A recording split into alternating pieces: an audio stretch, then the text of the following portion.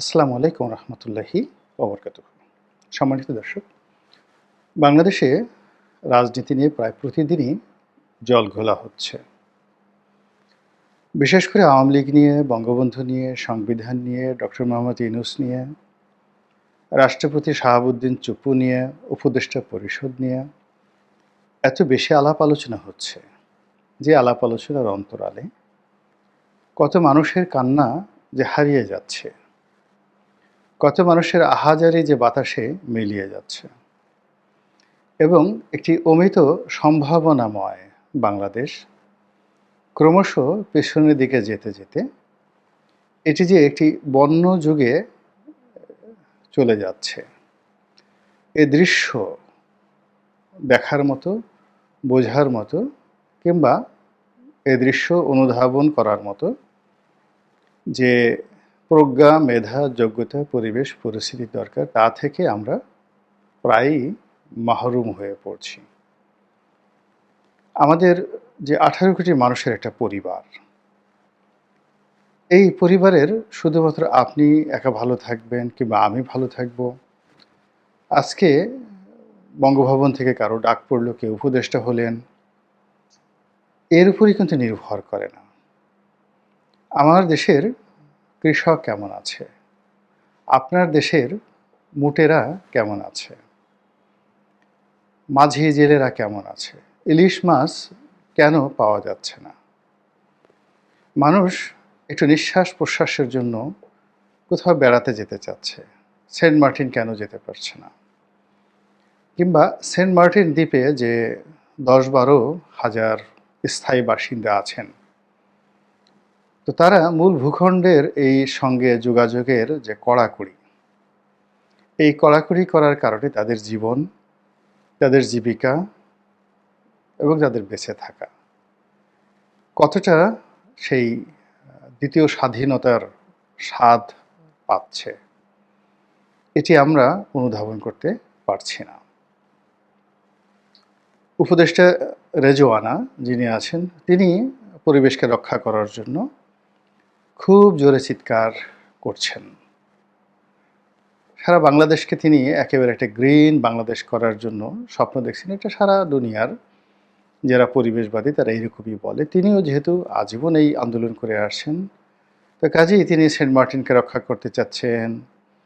তারপর প্লাস্টিকের যে বর্জ্য, এটা কমাতে চাচ্ছেন।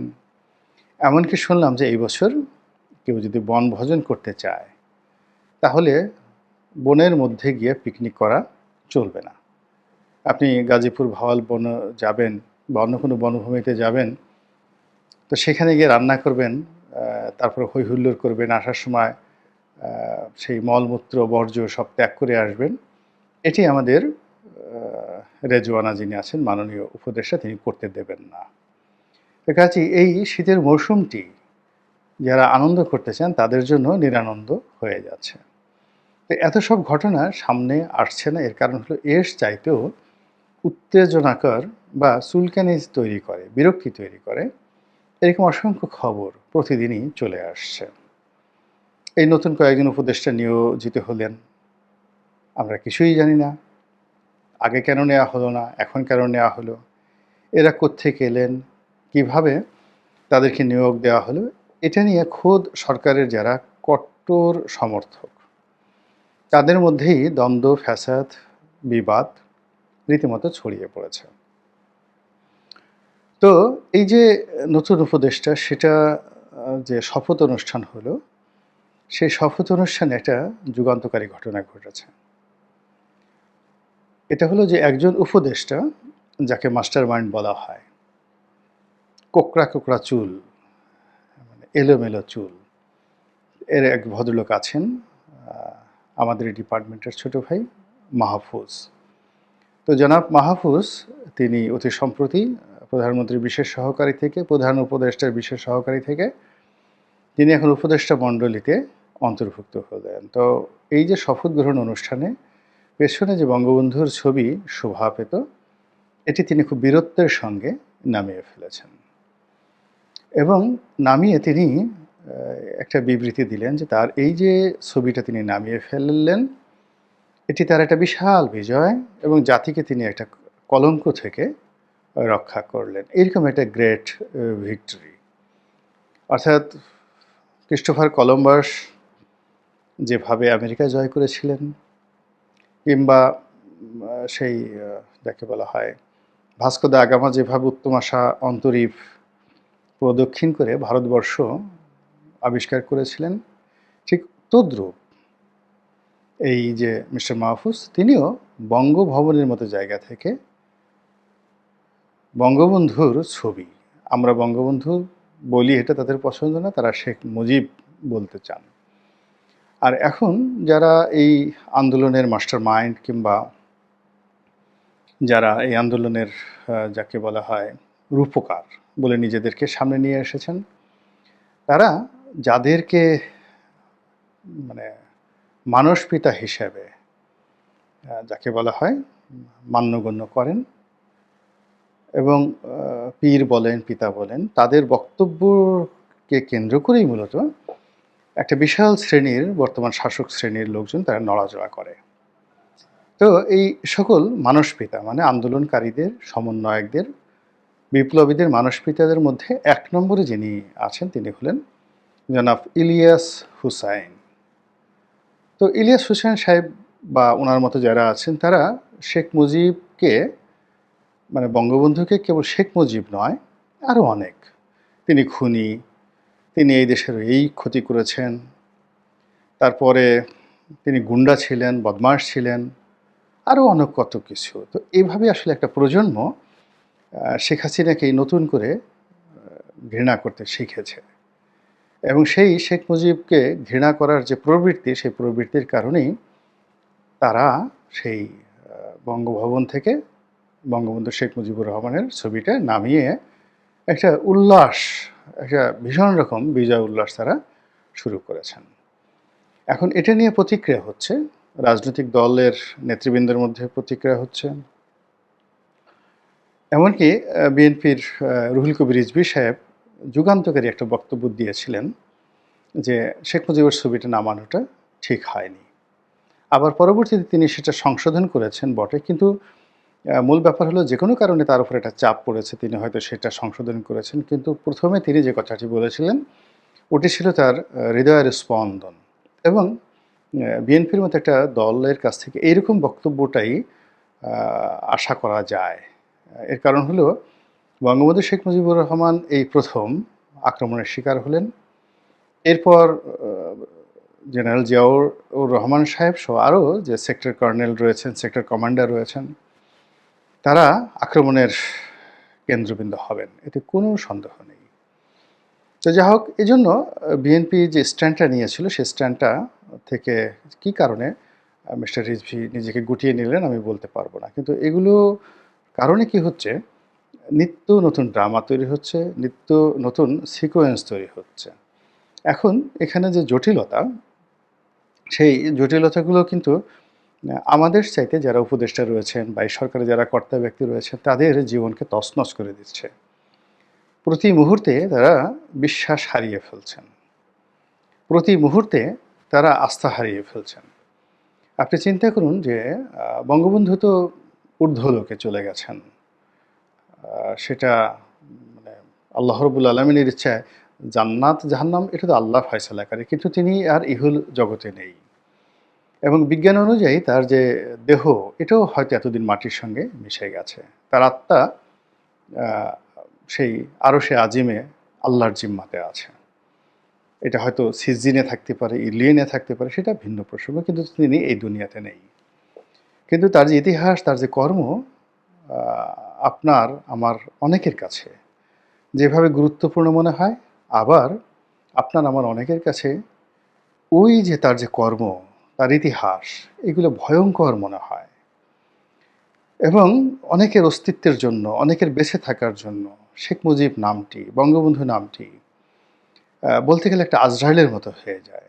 আপনি যদি রাজাকার হন, আপনি যদি মুক্তিযুদ্ধ বিরোধী হন, আপনি যদি ৭১-এর যে ইতিহাস এটিকে মুছে ফেলতে চান, তাহলে শেখ মুজিবের নামটাই আপনার জন্য একটা হেমলক বিষ।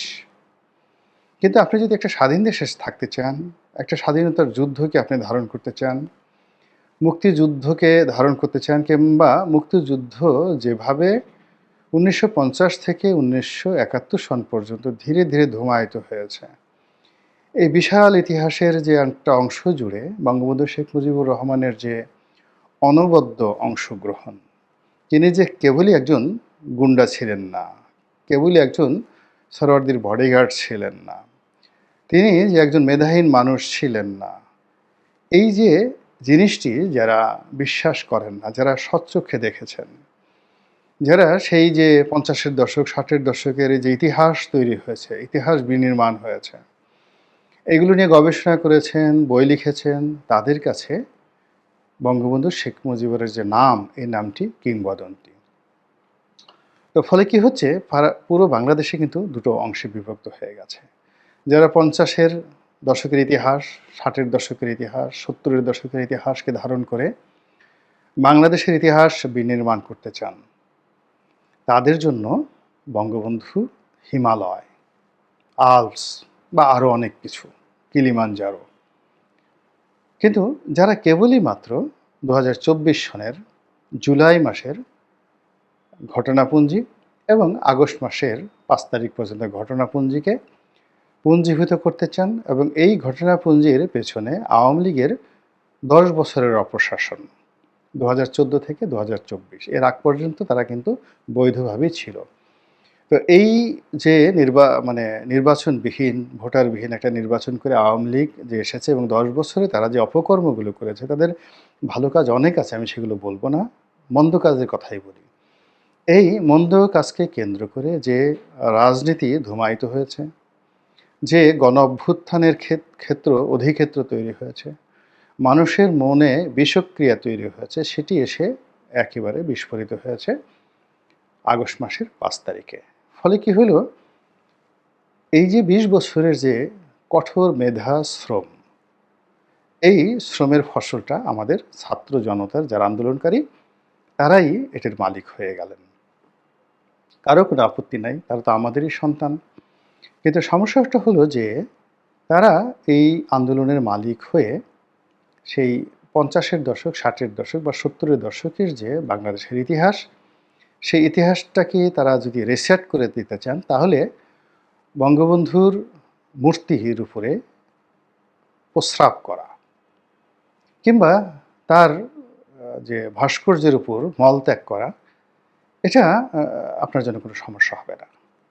কিংবা ৩২ নম্বরের যে বাড়িটি, এটা ভেঙে চুরে চুরমার করে দিলেও এটা আপনার কাছে একটা আনন্দের বিষয় মনে হবে, অন্য যে যাই মনে করুক না কেন।